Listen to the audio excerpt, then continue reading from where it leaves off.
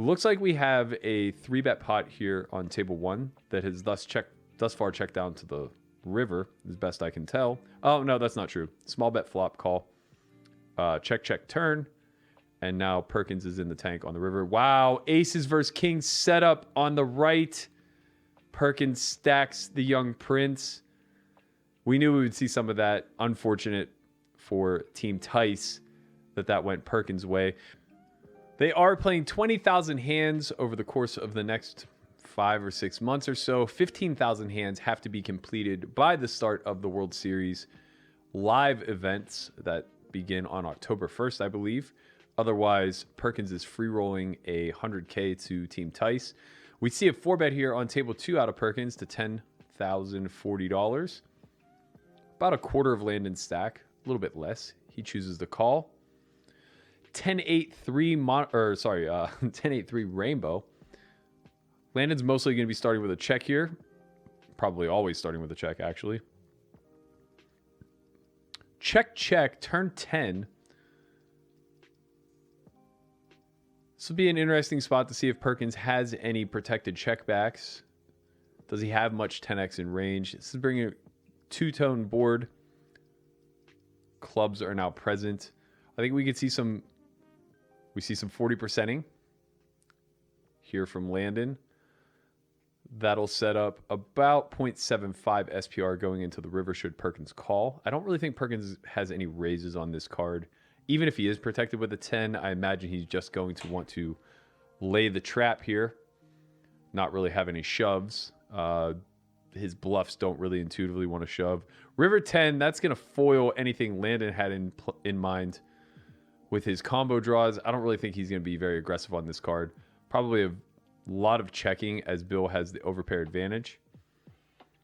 And pocket 8s is no longer as strong as it once was.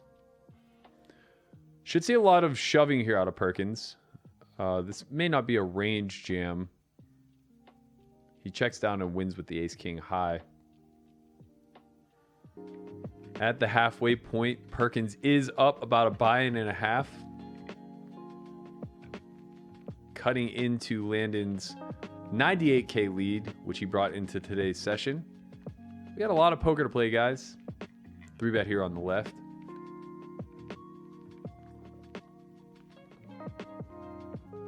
Perkins does call 10-6-5 2 spades. We'll see some big bets here out of Landon, as well as some small bets and checks. You know, it's all a mix, man. It's all a mix. He does go 3/4. The range of hands that likes to go this route are hands that serve themselves through protection. Hands like ace 10, pocket jacks, pocket queens. Hands like jack 9 of spades, perhaps. Turn 10. Probably a slightly disadvantageous card for Landon. I imagine we'll see a fair amount of checking here, including his 10s. I imagine like a lot of his 10x will just try to check shove. He does elect to check. Nope, sorry, still in the tank. My apologies. Shout out to Brock Grimaldi hitting us with the super chat. He goes third pot here.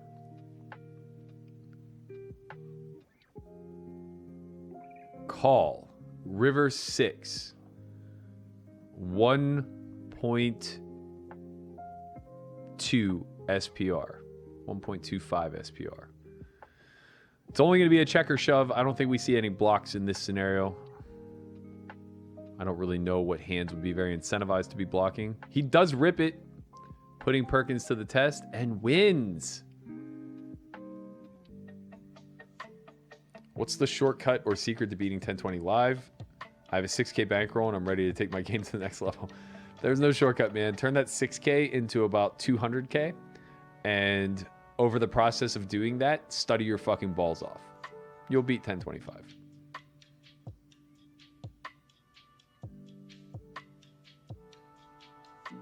Can you talk about the 300 big blind reset and who it benefits the most and why? So anytime anybody has 300 big blinds in front of them, they reset stacks back to 100. It obviously benefits Perkins more than anybody. Neither one of them are studied in 300 big blind heads up. but just considering how much work Landon has done, he's just going to adjust better at those sizes or those depths. And the mistakes that can be made, you know, when you can make a 300 big blind river mistake now, as opposed to a 100 big blind mistake, or, you know, if they even got deeper, they could potentially be playing for thousands of big blinds. All in a call. Perkins was going for it with the ace high blocker. Wait, can you run that back? Do we have the ability to replay yet, Andre? Fuck. Because Perkins, I think, called off there. I couldn't quite tell. In any event, my man Landon about to reset table 1. Looking forward to that. It's going to get this match a hell of a lot closer. Oh, he had trips with the ace of hearts. Okay. Well, that's just a cooler. Very unlucky for my man Bill. Perkins up about 50K still, winning a little over 1 buy-in. He finds another 4-bet here on the left. Same thing. We're going to see 10s plus jam, ace king, ace queen. I'm not sure if he has bluff shove. I mean, obviously, I'm sure he does. Although ace queen is probably like his lowest equity hand. He does rip it through. Gets the fold. He's had enough of this shit. All right, boys. Buckle up and start slinging some poo. We're in crunch time. 3-bet pot, as best I can tell. Looks like it went C-bet call. Turn 3 of diamonds. Not a great card for Landon's range. Check, 40% out of Bill. Call by Landon. River 7, check. Bill has some edge here. He's going to have the majority of the 5-6 and the 7X. Landon obviously going to have a lot of King X, the under pairs to the King, Queens, Jacks, 10s, as well as just like a lot of ace high holdings, aces, of course. Looks like our boy's going to win this one. No. Wow. That is a missed value spot, in my opinion, by Bill. Checking down King Jack there is fucking tight.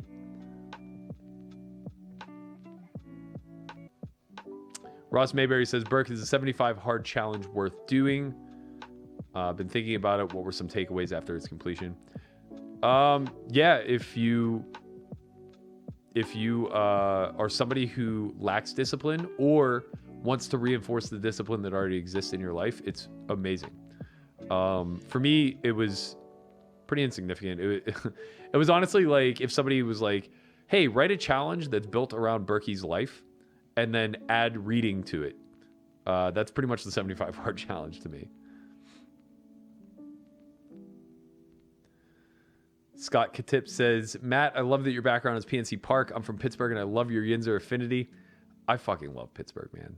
I believe black and gold. Happy to see another Yinzer in the chat.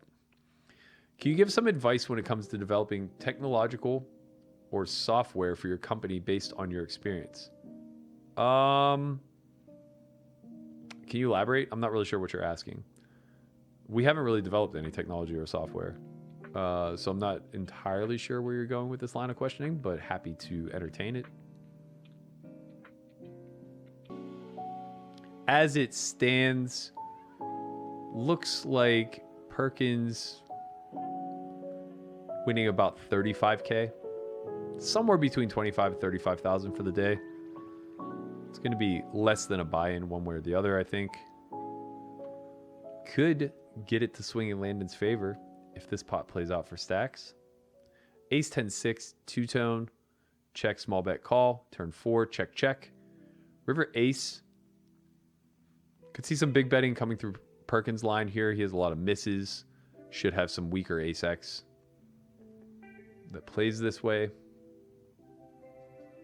Landon's probably going to get value for hands like 10x. His weakest check back aces. As weak as a 6, baby. That is thin to win. Landon picks up a nice little pot there on the end. Shout out to Moonlight Master out there putting together all the clips and highlights of these matches. If you guys haven't already, check out his YouTube page. I think he does like 30 to 60 minute breakdowns of each match. So head on over to Moonlight Master on YouTube. He's out there doing God's work for sure.